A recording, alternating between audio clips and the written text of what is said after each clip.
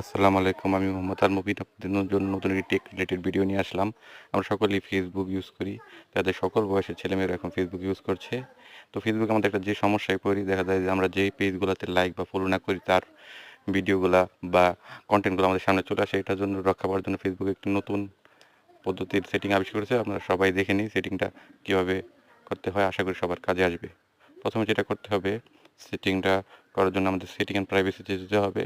সেখানে setting and প্রাইভেসিতে যাওয়ার পর আমাদের যে কাজটা করতে হবে, সেখান থেকে নিউজ ফিডে আমাদের সেখান থেকে সেটিং অ্যান্ড প্রাইভেসি থেকে নিউজ ফিডে যেতে হবে। সেখানে আমরা নিউজ ফিডে ক্লিক করলাম। তারপর নিউজ ফিডে ক্লিক করার পর সেখান থেকে আমরা যেতে হবে রিডিউস অপশানে। সেখানে আমরা রিডিউস অপশানে ক্লিক করব এবং রিডিউস থেকে সেন্সিটিভ কন্টেন্ট থেকে রিডিউস মোরে যাব। আশা করি সেন্সিটিভ কন্টেন্টগুলো আর আপনাদের মোবাইল আসবে না। যখন এটা সেভ ওকে দিবেন, তারপরে পারমিশনটা আপনাদের আপডেট হয়ে যাবে।